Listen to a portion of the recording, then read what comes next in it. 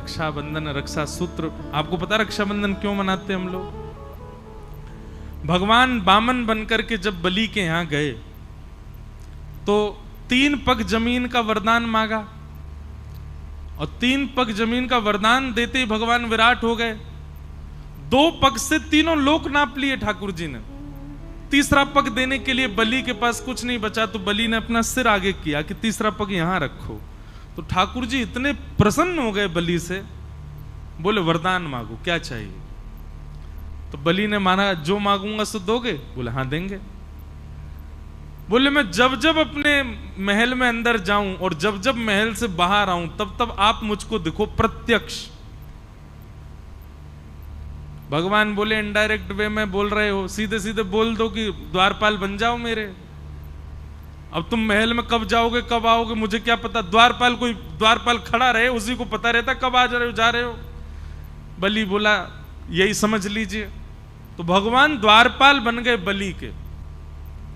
अब जब बलि के द्वारपाल ठाकुर जी बने, लक्ष्मी जी को बहुत विरह हो गया। ठाकुर जी आ ही नहीं रहे, बलि के यहां पर द्वारपाल बन के खड़े हैं।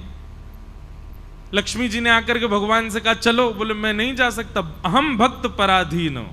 स्पष्ट शब्द है भागवत में, ठाकुर जी कह रहे हैं पूरा विश्व मेरे पर अधीन है, पर मैं अपने भक्त के अधीन हूं, मैं कुछ नहीं कर सकता यदि भक्त को मैंने वचन दे दिया तो। लक्ष्मी जी बोली आप वैकुंठ नहीं चलोगे? बोले नहीं चलेंगे, जब तक बलि नहीं कहेगा तब तक नहीं जा सकते। तब लक्ष्मी जी ने योजना बनाई और एक दीन सी कन्या बन करके लक्ष्मी जी भीतर गई।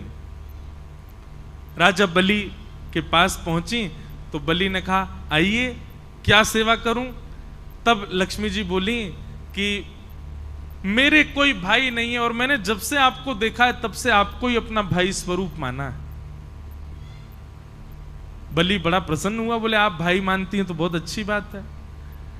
लक्ष्मी जी बोली लेकिन ये संबंध हमेशा के लिए हो जाए, इसके लिए कुछ क्रिया होनी चाहिए। तो बोले क्या?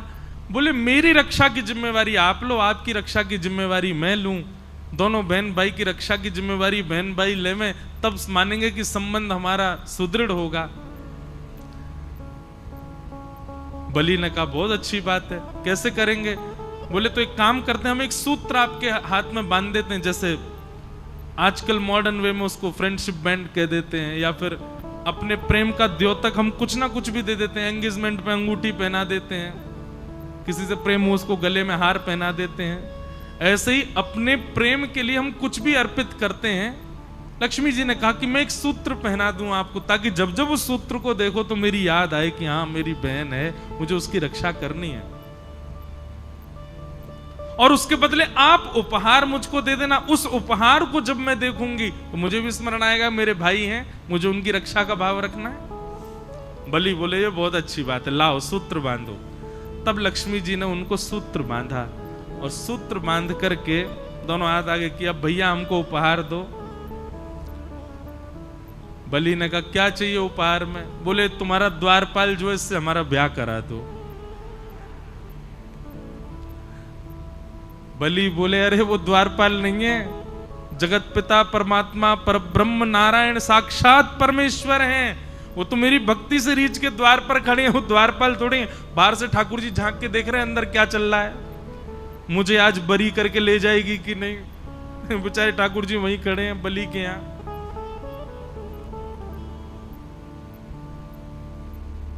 लक्ष्मी जी बोली भैया अब वही मांगा है तो वही चाहिए मुझे, आप मेरा ब्याह। अरे संभव ही नहीं है, उनका ब्याह केवल पराम्बा जगदम्बा लक्ष्मी से होता है, वो और किसी का वर्ण नहीं करते। ये कहते ही वो कन्या लक्ष्मी के रूप में प्रकट हो गई। बोले मैं लक्ष्मी ही हूं, आपने लक्ष्मी के हाथों से सूत्र धारण करवाया है, मैं आपकी सदा के लिए बहन हो गई हूं, अब कृपा करके मेरे प्राणनाथ को मुझे वापस करके और भेज दो। तब बलि ने कहा ऐसे नहीं दूंगा, अब विवाह मांगा है तो फिर मेरे ही भवन में आपका विवाह होगा, मेरे सामने। मैं दुनिया तो कन्यादान करती है, मैं पुरुष दान करके दूंगा, तब ले जाना। ऐसा भाव बताते विनोद में। तो फिर ठाकुर जी का विवाह हुआ और जिस प्रकार कन्यादान होता है ऐसे ठाकुर जी का दान किया बलि ने। लक्ष्मी जी को ले जाओ। तब से ये प्रथा है कि श्रावणी के दिन ये हम लोग रक्षा सूत्र अपनी बहन से बंधवाते हैं और उसी को रक्षाबंधन का उस दिन भैया वो साक्षात लक्ष्मी हैं, उनको प्रणाम करो, उनको वंदन, सब भाई लोग ध्यान से सुनो, उनको प्रणाम करो, वंदन करो, चरण छुओ, छोटी बड़ी जो भी है।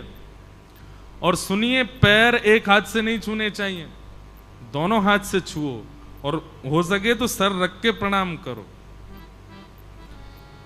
लक्ष्मी स्वरूप मानो। बंधुओं, ये आजकल जो भारत में हो रहा है ना, ये इसीलिए हो रहा है क्योंकि हम अपनी बहनों का ही सम्मान नहीं कर पा रहे हैं, तो बाहर की कन्याओं का कैसे करें?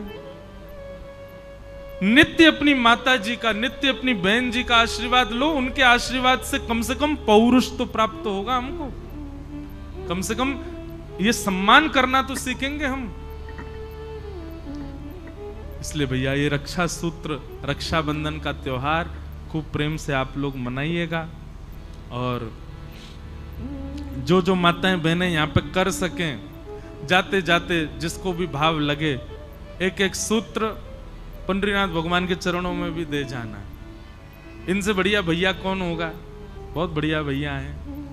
इसी नाते से सही आपको बार बार आना भी पड़ेगा, हमारे भाई हैं श्री पंडित। और यहाँ तो अवसर है, बाकी मंदिरों में तो आप सूत्र बांध ही नहीं सकते, पर यहाँ सूत्र तो शायद ना बांधने दे, पर सूत्र को उनके पास तक पहुंचा तो दोगे। इनको ही भाई बनाओ। तो हे मोहे नाते अनेक मानिए जो भावे।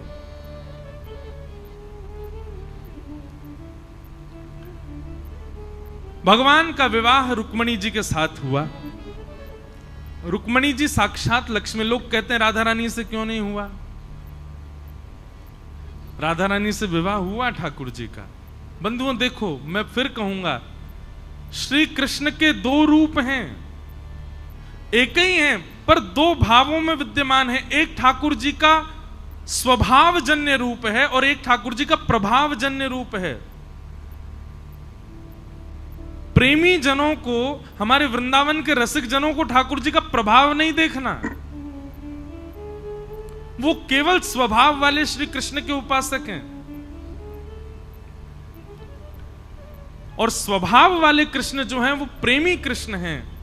और उन प्रेमी श्री कृष्ण जो नंद नंदन कृष्ण है, यशोदा के लाला, उनका विवाह तो किशोरी जी से ही हुआ है। मैंने कृष्ण जन्म जिस दिन था उस दिन कथा बताई थी ना, कि देवकी नंदन ठाकुर जी को लेकर के वसुदेव जी जब आए तो नंद नंदन कृष्ण यशोदा जी के बगल में ही है। यशोदा जी ने दो बालकों को जन्म दिया, एक कन्या है एक पुरुष है।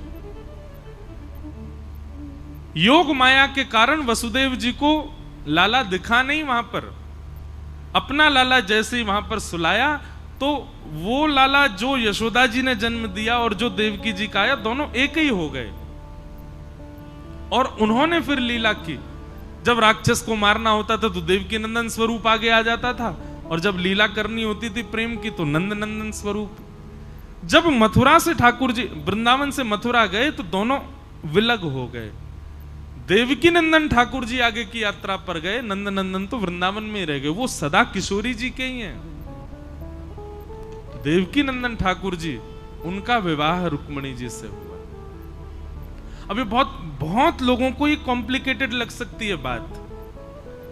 अब उसके आपके जो मन में असमंजस है उसके निराधान के लिए तो वृंदावन आना पड़ेगा, वृंदावन में रहना पड़ेगा, वहां के रसिक जनों की बातें सुननी पड़ेंगी।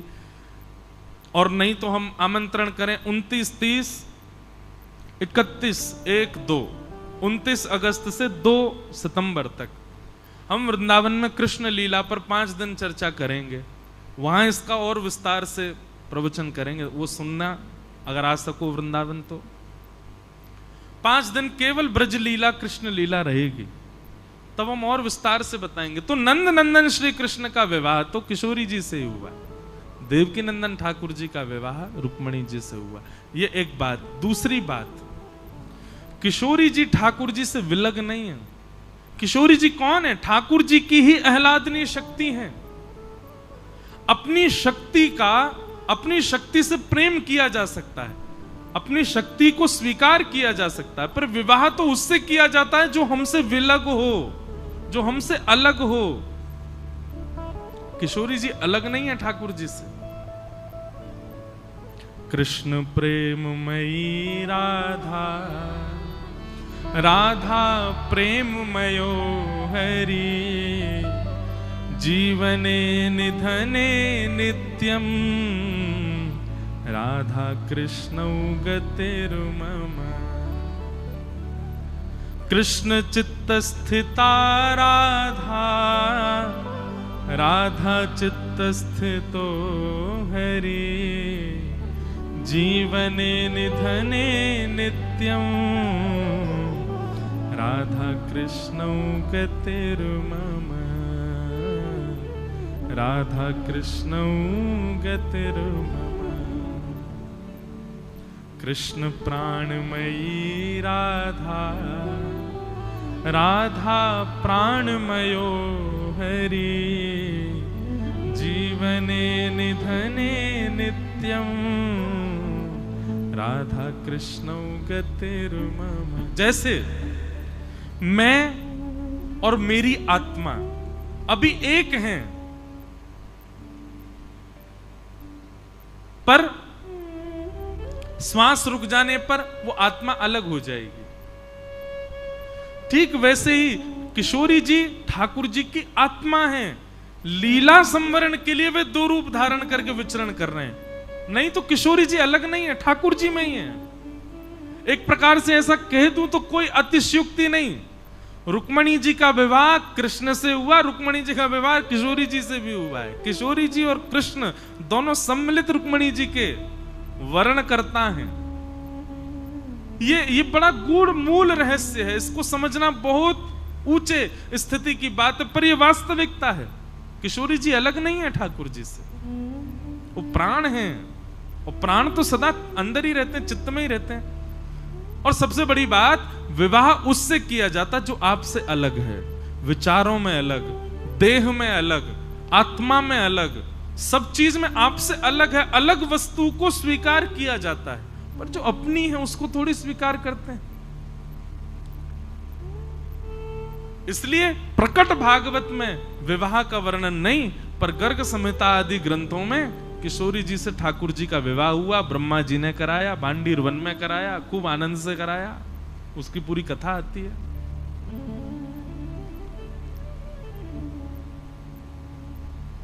तो भगवान का विवाह रुक्मणी जी के साथ में सुसंपन्न हुआ। भगवान का दूसरा विवाह जामवती के साथ में हुआ। एक सत्राजित नाम का यादव रहता था द्वारिका में, उसके पास एक मणि थी, उसका नाम था सत्राजित मणि, सिमंतक मणि।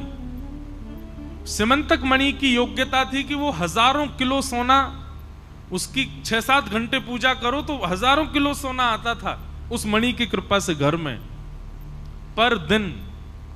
भगवान को जब ये बात पता चली तो भगवान बोले, अकेला आदमी इतने सोने का क्या करेगा?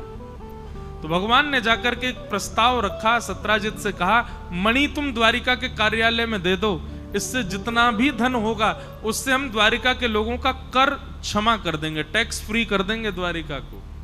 द्वारिका में फिर जो कुछ भी होगा उसी धन से होगा।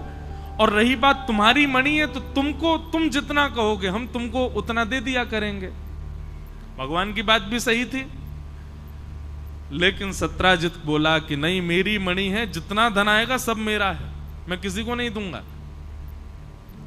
भगवान बोले, एक बार ही आग्रह करना चाहिए, चाहे भाई से करो, चाहे मित्र से करो, चाहे बच्चों से करो, चाहे पत्नी से करो, आग्रह केवल एक बार करो, 2 बार नहीं। भगवान ने एक बार आग्रह किया, सत्राजित ने नहीं मानी बात, ठाकुर जी चले गए। लेकिन वही बात है, कई बार समय ऐसा हो जाता है कि आपने कोई गड़बड़ी नहीं करी, लेकिन फिर भी समय की वजह से सारा आरोप आपके ऊपर आ जाता है। बहुत ध्यान से सुनिएगा, आज की जो कथा है ना, ये हम सब गृहस्थियों के जीवन के लिए कथा बता रहे हैं ठाकुर जी। अब ठाकुर जी ने क्या किया, मणि मांगी, मणि उसने नहीं दी। 3 दिन बाद सत्राजित का छोटा भाई प्रसेन वो मणि पहन करके कहीं गया, सबको दिखाता हुआ जा रहा था, वन में जैसे गया शेर ने मार करके उसकी मणि अपने पास रख ली। शेर को एक भालू ने मार दिया, भालू मणि लेकर के चला गया। 5 दिन तक प्रसेन लौट करके नहीं आया तो 17 जितने भगवान पर आरोप लगा दिया कि ये मणि मांगने आए थे, मैंने देने से मना कर दिया, तो मेरे भाई को इन्होंने बंदी बना करके मणि चुरा ली। और आश्चर्य की बात यह नहीं कि 17 जितने भगवान पर आरोप लगाया, आश्चर्य की बात यह थी कि द्वारिका के लोगों ने मान भी लिया कि हां भगवान ने चुराई है।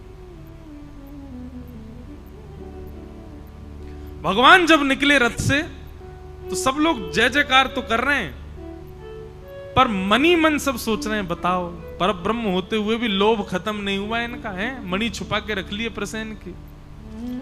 जबरदस्ती ठाकुर जी के ऊपर आरोप लग गया।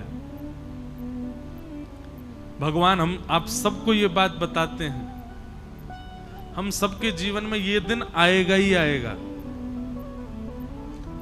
आ चुका है तो अच्छी बात है, नहीं आया है तो तैयार रहना, आएगा। आप कुछ गलत नहीं करोगे फिर भी सारी गलती आपकी मानी जाएगी। सब सारे जितने भी योजना आप बनाओगे उन योजनाओं से गलत आप ही ठहराए जाओगे, ऐसा निश्चित होगा, एक ना एक बार तो होगा। और ये क्यों होगा? ठाकुर जी उस समय आपकी आंख खुलवाएंगे, देख लो भाई कौन कौन तुम्हारे, कोई भी नहीं, सभी तुम्हारे विरोधी हो जाएंगे। भगवान बोले द्वारिका के लोगों को बसाया मैंने, द्वारिका के लोगों को खिलाता मैं हूं, द्वारिका के लोगों की रोजी रोटी मेरे से है, द्वारिका में जितने लोग रहते हैं इनका घर मैंने बनवा के दिया, इन लोगों को जरासंध के युद्ध से बचा करके मैं द्वारिका लेकर के आया। और आज एक व्यक्ति की गलत बात सुनकर के इन्होंने यह भी विचार नहीं किया कि नहीं एक बार पूछ तो लें कि भगवान ने ऐसा किया है कि नहीं, बिना पूछे आक्षेप लगा दिया। यह है संसार। यहां भगवान को नहीं छोड़ा गया तो हम तो इंसान हैं, कैसे बच जाओगे आप? इसलिए तैयार रहो।